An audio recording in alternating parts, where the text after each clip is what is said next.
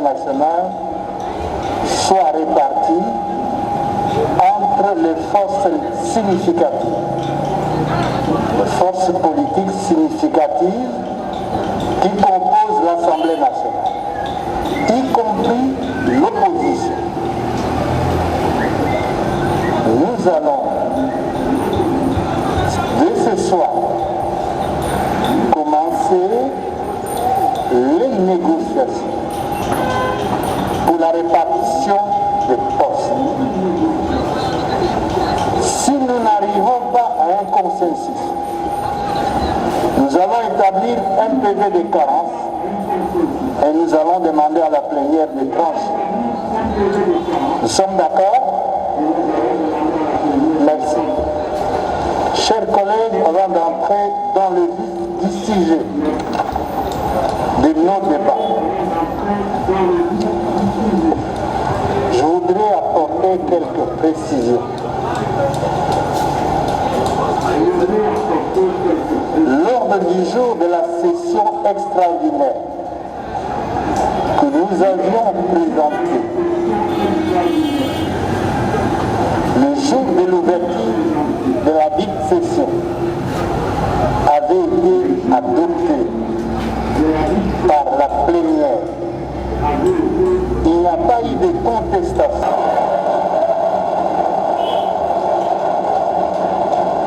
Alors, je pense que nous devons arrêter à tromper l'opinion nationale et internationale. Il y a un arrêt. Je peux même demander à l'honorable rapporteur. Merci. Ok. Donc, cette petite mise au point valait la peine. Merci, collègues.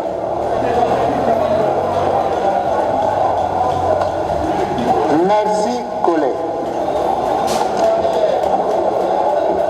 Cela étant, venons-en à l'examen de la motion de censure.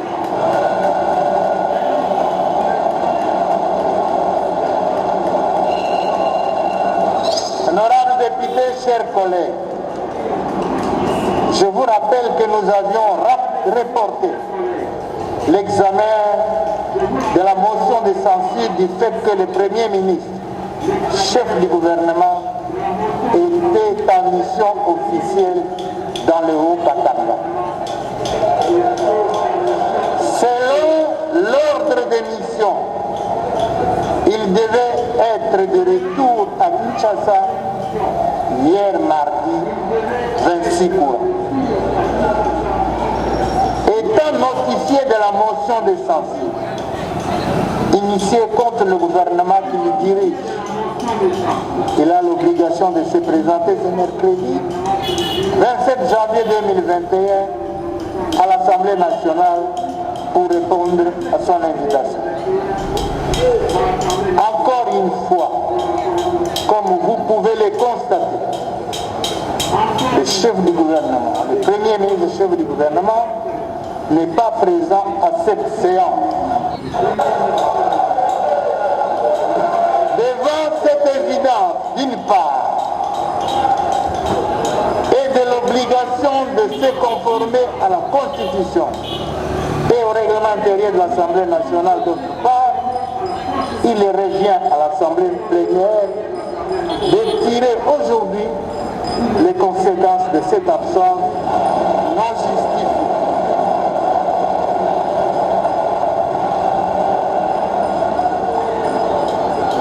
Dans cet entendement, je demande à l'Assemblée plénière de se prononcer sur l'examen de cette motion de censure. Qui sont pour l'examen de cette motion de censure?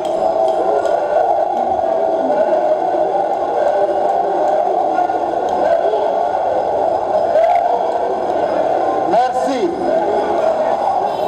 Qui sont contre?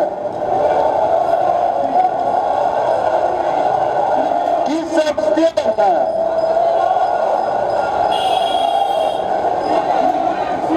Au vu du résultat,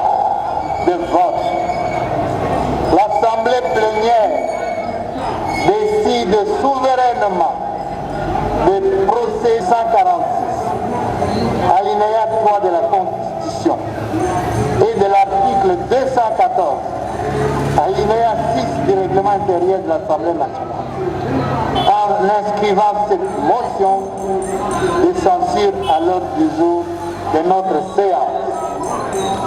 Maintenant, en ce qui concerne de sa recevabilité et son examen, il est important de préciser à cet état que la procédure irrélative est prévue à la...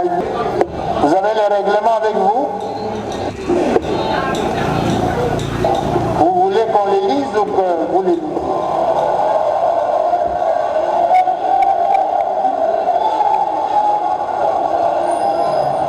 Non. Je préfère qu'on les lise. Honorable rapporteur, vous pouvez les lire.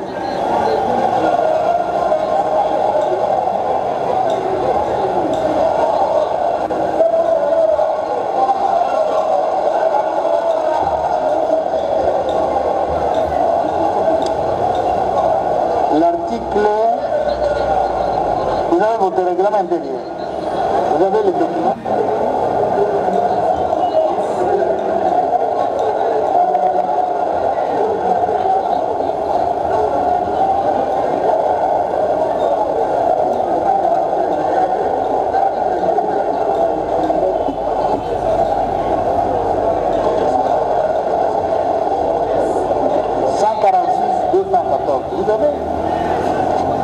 Voici la lecture de la motion de censure du gouvernement du Premier ministre Sylvestre Ilunga Ilunkamba.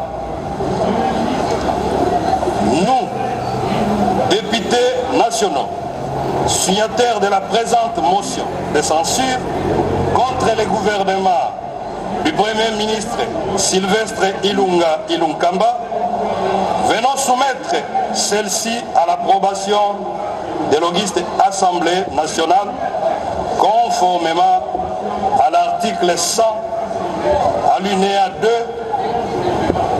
de la Constitution ainsi aux articles 24 alinéa 1er, 214 alinéa 1er et 5 du règlement intérieur de l'Assemblée nationale. Point 1. De la recevabilité de la motion de censure. L'Assemblée nationale, au terme des articles 146, 147 de la Constitution, ainsi que des articles 214 et 215 de son règlement intérieur, contrôle le gouvernement et met en cause sa responsabilité par le vote d'une motion de censure.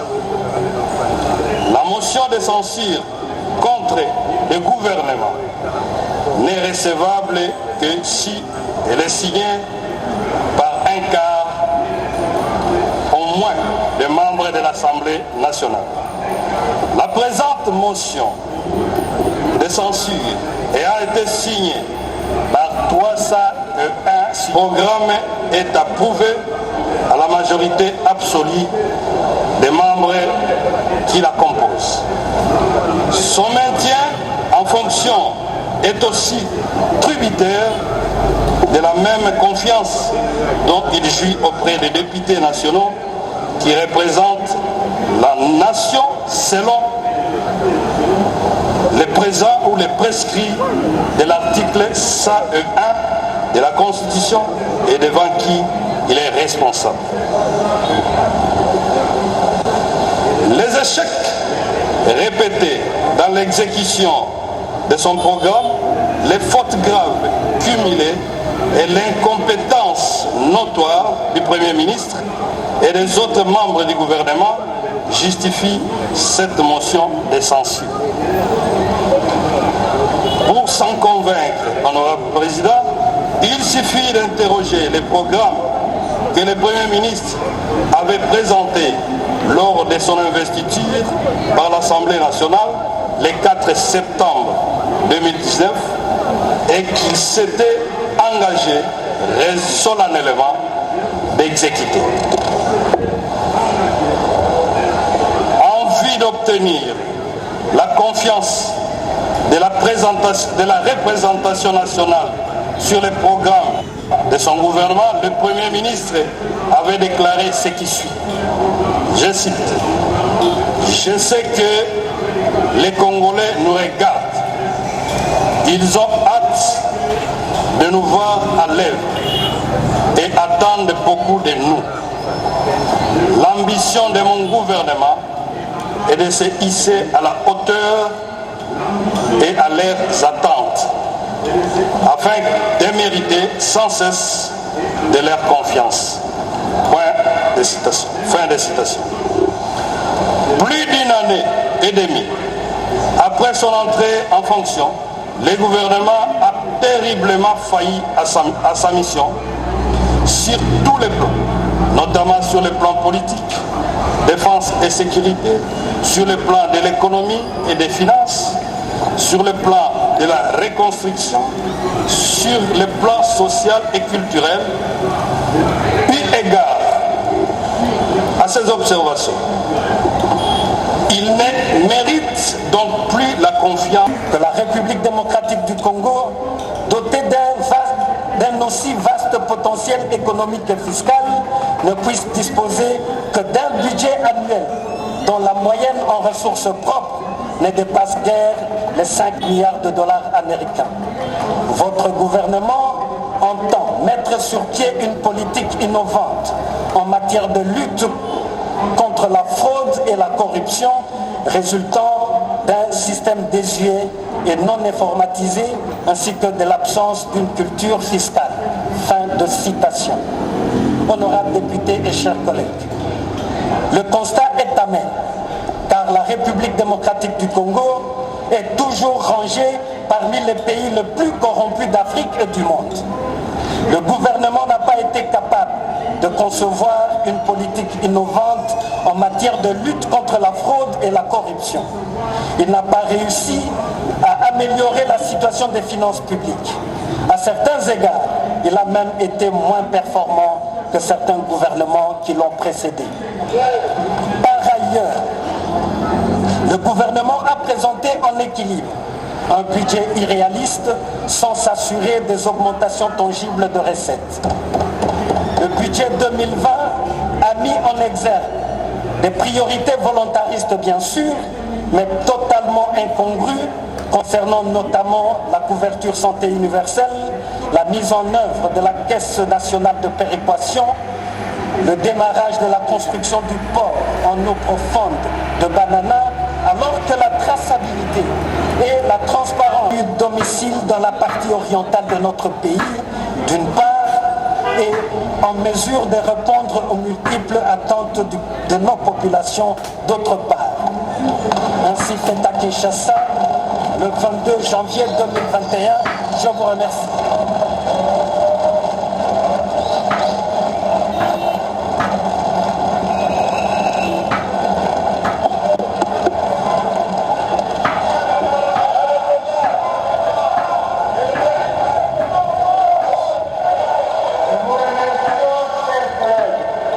Merci beaucoup. Chers collègues, vous venez de suivre le contenu et les motifs qui sous-tendent la motion de censure soumise à nos délibérations. J'ouvre à présent le débat.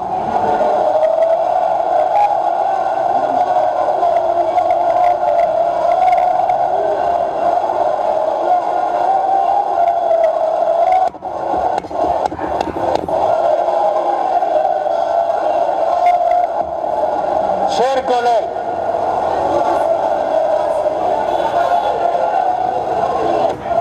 collègues, suivez-moi, s'il vous plaît. Nous savons que le Premier ministre est absent. Il ne répondra pas aux griefs formulés contre son gouvernement. Cependant, s'il y a des collègues qui veulent intervenir, ils peuvent prendre la parole. S'il n'y en a pas, Nous allons passer à une autre étape.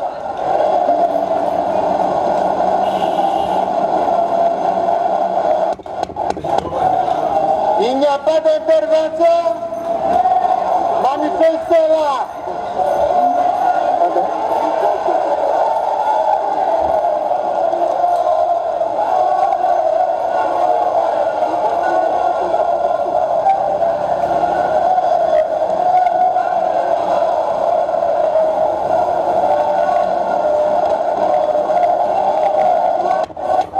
Chers collègues, il n'y a pas d'intervention. Nous passons à l'étape suivante.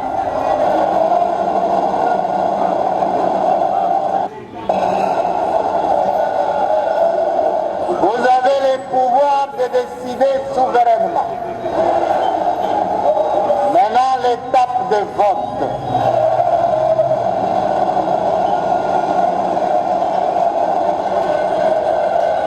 Je vais donner...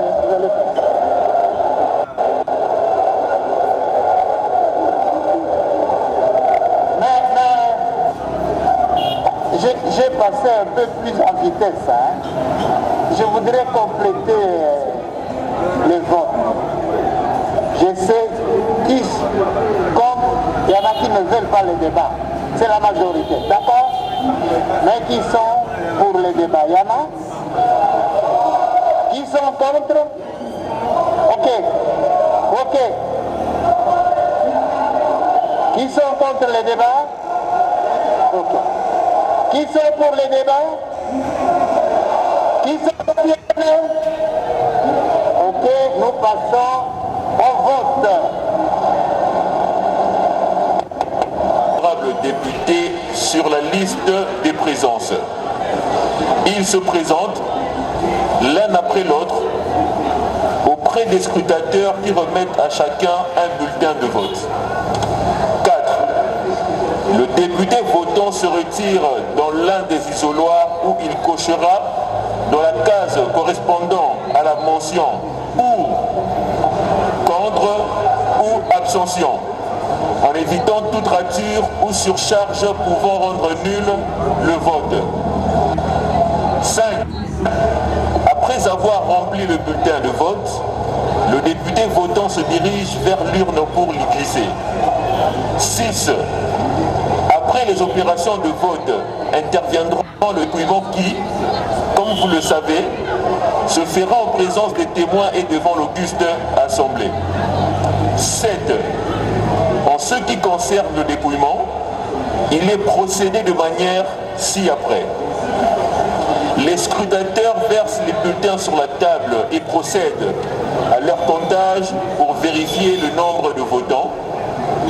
Après cette étape, ils procèdent au dépouillement et le comptage des bulletins en les classant dans les paniers selon les lectures des dispositions des articles 73 et 214 alinéa 7 du règlement intérieur de l'Assemblée nationale auquel nous allons nous référer. Article 73.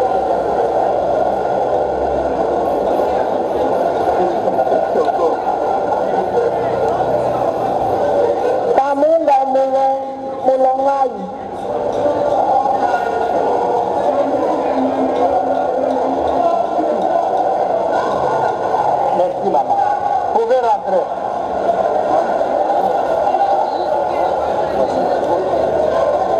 Alors, chers collègues, asseyez-vous. Voici les 4 noms des scrutateurs. Kamunga. Honorable Kamunga. Honorable Odiak.